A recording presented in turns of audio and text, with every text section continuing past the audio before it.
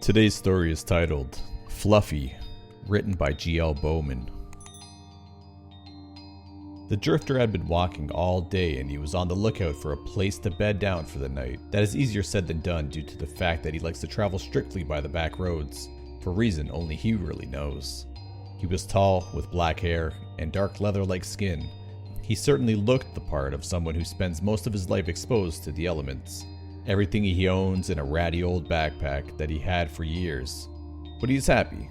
He answers to no one, and after a couple of years of walking the backcountry, he has seen some incredible scenery and met some very interesting people. He isn't sure how far he has walked today, but he is feeling like he's very close to the Louisiana state line.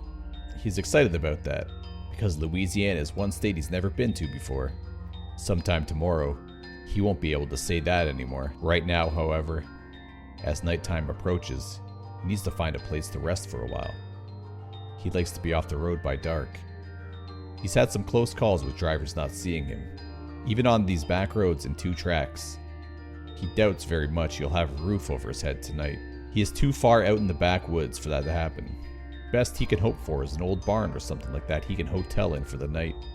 It's almost full on dark now, and a good place to sack down has not presented itself as of yet. This could end up for being one of those nights where he ends up sleeping with his back to a tree. Oh well, could be worse. Suddenly, as he walked along the side of the road, he stepped in something wet, squishy, and gross. It was just dark enough that he didn't see it coming. Whatever it was, he stepped square in the middle of it, and almost fell as his foot was skidding to the side. What the hell was that? He muttered to himself, as he moved to get out of the middle of the disgusting pile. Upon closer inspection, he realized that it was an animal of some sort. It was fairly large in size, like a deer or a large dog. He couldn't really tell because not all the pieces were there. This was not the case of an animal getting run over. This was the case of an animal getting torn apart. It was horrible. And to make matters worse, it had not happened all that long ago. The blood was still wet, and it hadn't started to stink yet. This was a fresh kill. The drifter began to wonder what kind of animal might live in this part of the country that was big enough to do that kind of damage to another fairly large animal. Were there bear around here? Wolves? Mountain lions? He finally decided that it really didn't make much difference what it was. He just didn't want to meet up where it was out in the middle of nowhere. Time to keep moving and put some distance between himself and whatever might still be in the area. He walked for several minutes, nervously looking and listening for anything out of the ordinary. He never really noticed anything, but he couldn't shake the feeling that he was being watched and followed.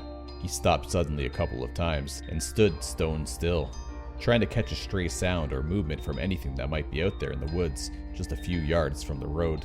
He thought he heard something moving through the trees, but he wasn't sure. It sure was scaring the hell out of him though. He thought of running, but he knew if he did that, that would just encourage whatever it was to start chasing him. He kept a steady pace, becoming a little more hopeful with every step, being so focused on getting out of there. The drifter didn't notice the headlights of the vehicle coming up behind him until it was just a short distance away.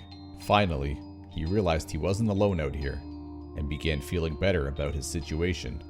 Normally, the drifter didn't hitchhike, but this night he was shaken enough that flagging this vehicle down felt like the right thing to do.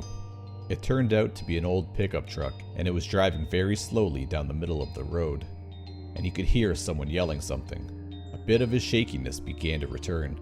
When the truck was almost upon him, he started waving his arms in an effort to get the truck to stop. The driver was so intent on yelling out the window, he almost didn't see the drifter until it was too late. The truck came to a stop. The passenger window side began to slowly descend to allow the driver to talk to him. He was a grizzled old man, in filthy coveralls and a t-shirt. He had an unkempt beard that was stained yellow from years of tobacco use. He wore a baseball cap so old that the emblem on the front was no longer legible.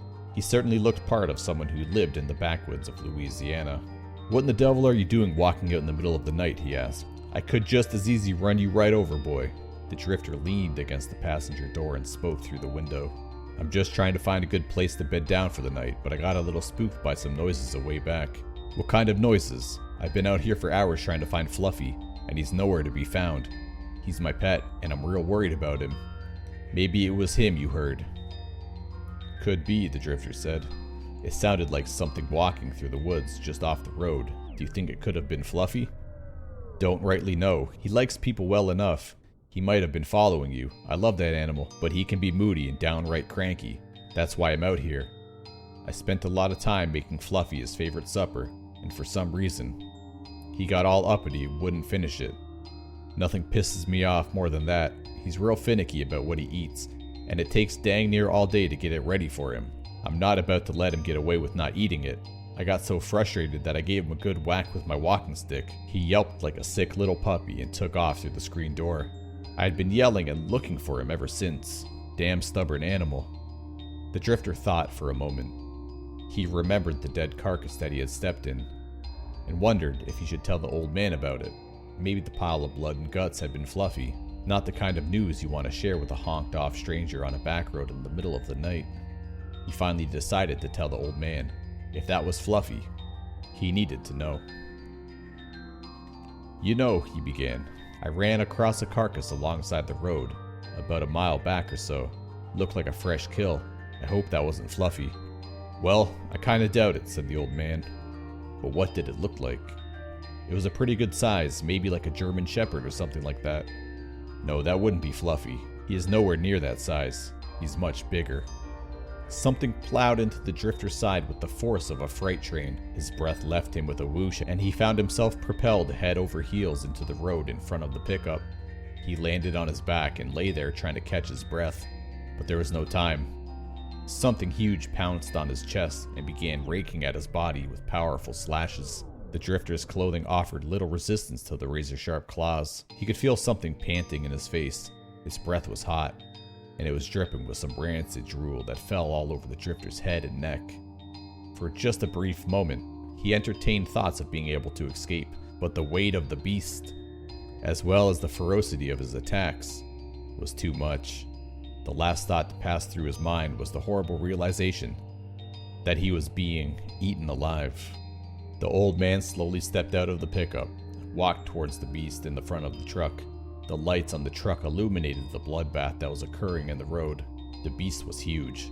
It stood 5 feet tall at the shoulders and was covered in matted black and gray fur. Its face was almost reptilian in nature, with a long snout. It was covered in scales. 2 large fangs protruded from the sides of its jaws, which the beast was furiously using to rip chunks from the drifter's body. The old man watched for a few moments, then slowly approached the beast. Fluffy, there you are. I've been looking all over for you. The monster slowly raised its head, dripping with blood and gore, and warily eyed the old man. A low growl rumbled from the deep inside its throat. It seemed to recognize the old man, and the growling ceased. The old man stood and watched his pet continue to rip the drifter apart. After a few moments, Fluffy stopped, and as if it had done this many, many times before, it started to make his way back towards the back of the pickup. The old man stepped in front of it and raised his walking stick. Oh no, Fluffy, you get back there and eat. You know how upset I get when you don't finish your food.